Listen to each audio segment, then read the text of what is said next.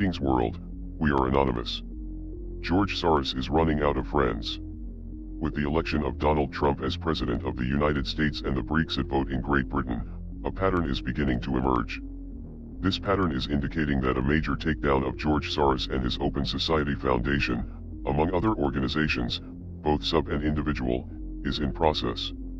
The evidence to support such a claim is difficult to collect and present because of the very nature of such an operation. Outside of conspiracy sites which promote similar stories, like Putin issuing an arrest warrant for Soros, something which has not yet been proven, real information and evidence is all but impossible to find. But much ancillary and suggestive evidence is abound. This evidence is best considered and processed through understanding the mandates and strategies which Soros has been involved in, and has been attempting to influence. This will be contrasted after against the rising opposition which is represented by the election of Trump and the Brexit vote. I won't waste word space by going into too much detail on these connections, as the internet is full of reliable and validated sources which can be easily Googled and found. We will focus on the broad strokes and obvious connections which make up the larger pattern. The most obvious is open borders. George Soros and his horde of foundations and organizations have been involved in the funding of ISIS and the subsequent migrant crisis which has spread around the world. It has even been suggested that Soros has been involved in the funding of ISIS recruits within America. The Open Society Foundation, and a host of subsidiary organizations, are now being openly exposed for their anti-Israeli operations. This could be an attempt to sever Israel's connections with the United States and isolate the nation internationally. Why Soros would do this is not immediately obvious, but will be as we explain more. The Western-led coup which overthrew the democratically elected government of Ukraine was also influenced by George Soros. The disdain which Soros has for Russia and Putin are well known, but preventing Putin from having control the natural gas flow into Europe through Ukraine was the overriding factor. Interestingly enough, after the coup the son of VP Joe Biden invested in and sat on the board of a natural gas company in eastern Ukraine. The Bidens are representative of the American establishment and serve the interests of George Soros. This is how it works. The establishment use their own to infiltrate and take over business and industry of nations from the inside. Biden's other son subsequently died of brain cancer. In addition, Ukraine was getting further absorbed into the Eurasian Union through trade deals with Russia and China. Removing the support in Kiev was instrumental in preventing all of Europe from being aligned with the larger Eurasian Union mandates.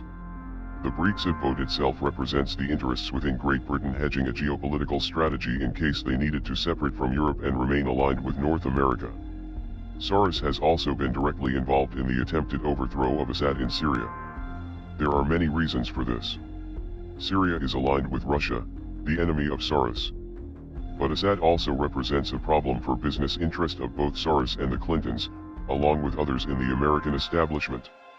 The natural gas line which was meant to connect Qatar with Europe, traveling through Saudi Arabia, Syria and Turkey, is the major problem. This gas pipeline has been invested in by the Clintons and others. Assad, a friend of Russia and Putin, has refused to have it run through Syria. Soros and the American establishment require to have this gas line in place to keep Europe from being drawn into the larger Eurasian Union. The Eurasian Union is an important piece of the developing global governance framework, as is becoming more obvious. It is also important to understand that Soros has business relations with the House of Saud. These ties will be further revealed as a deeper investigation into the terror attacks of September 11, 2001 commences and the truth is revealed regarding the full nature of the American establishment and its control over both the Republican and Democrat parties. It is still my conclusion that 9/11 was an attempt to stop a transformation of the international monetary system in its early stages by using the manufactured event to hijack the global governance process. This hijacking has now failed.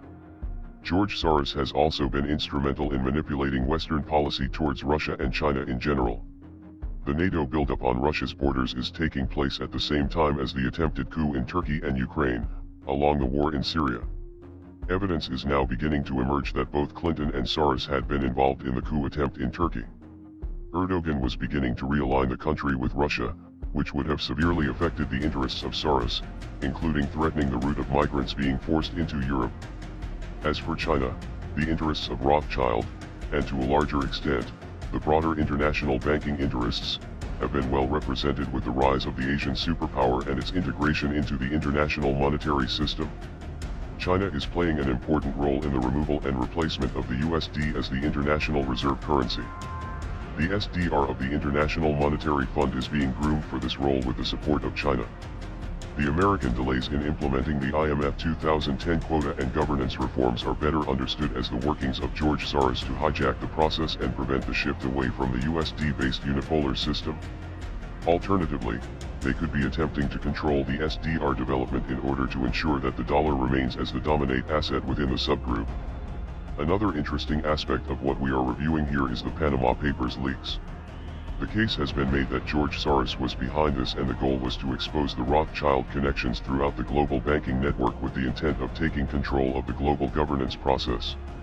This attempted coup against the Rothschilds and the more hidden international banking powers which they represent, is now collapsing, and the backlash could very well be violent.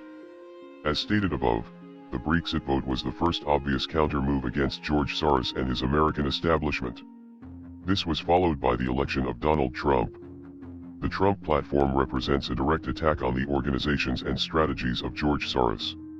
Along with Brexit, Donald Trump will be enacting policies to reduce and stop immigration from terrorist-supporting nations. This can be assumed to be nations that are in alliance with George Soros. Trump has also openly stated that he will be willing to work with Russia and destroying ISIS and returning stability to the Middle East. It is my estimate that this will include the removal of the House of Saud and the establishment of a stronger Israel. The anti-Israel actions of Soros are in direct conflict with the support which Trump states he will be giving to Israel. The American embassy will even move from Tel Aviv to Jerusalem. What this means for the Greater Israel Project is not yet determined. It can be assumed that any renegotiation between Iran and Trump's America on the nuclear deal will involve discussions about Israel. Trump could very well be the first U.S. president, along with Putin, who brings peace to the Middle East. Such a thing would be a major loss for George Soros. Trump will also be moving forward with alternatives to NATO. Russia has now called on Trump to remove NATO troops from its borders. This will likely happen and correspond with the joint military action in Syria and throughout the Middle East.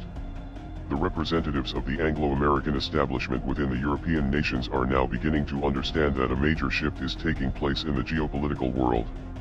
Repairing relations with Russia should be at the top of their lists as the Eurasian Union continues to grow in size and scope. This constitutes another major blow to the interest of George Soros and his companions in the American establishment. It is becoming increasingly clear that George Soros and those who have used both American political parties are running out of places to hide. The mainstream media is one of those. The alternative media, aligned with the larger mandates of global governance, will be one of the winners. I know such a thing may be hard to believe by some readers, but in time you will see. Empire is always replaced from within. The seeds of the alternative to the existing empire are planted years and decades in advance. The placement of Donald Trump and the internet-based alternative media are reflective of that. Soros' attempts to reverse the election decision in the US will fail, just like his efforts to rig and manipulate things in the lead-up to the election. It should be obvious that this resistance to Soros and the establishment is not just an organic uprising of the people. There is a power behind this opposition and new sense of nationalism which is guiding the masses. Soros is attempting to guide his masses. Two masses resisting each other could mean civil war. But I don't think that will happen. Forces are at work to remove Soros and his web of foundations and organizations both from within and without. Whether George Soros understood that he was being used as a pawn in a larger game is hard to determine. The international banking interests, of which the Rothschilds are only the outer face, have immense power and influence over this world. George may have been presented with a cleverly crafted opening which his corrupt human nature couldn't resist. The development of his mandates and strategies, open border, terrorism, liberal left socialism, have directly led to the rise of a new form of nationalism. This new modern nationalism is now being used to herald in the broader framework of the global governance system. The trend and pattern is clear, and from where I sit it is hard to deny. Keep watching for events in the world that prove what has been written here. Major war between the world players has been averted, but the risk of small regional wars remains. The chess game is not over, and there could still be some causalities on both sides. The game may have been rigged against Soros and the American establishment from inception. Interesting side note. Some within the American political and media establishment are now switching sides. Could have been plants all along.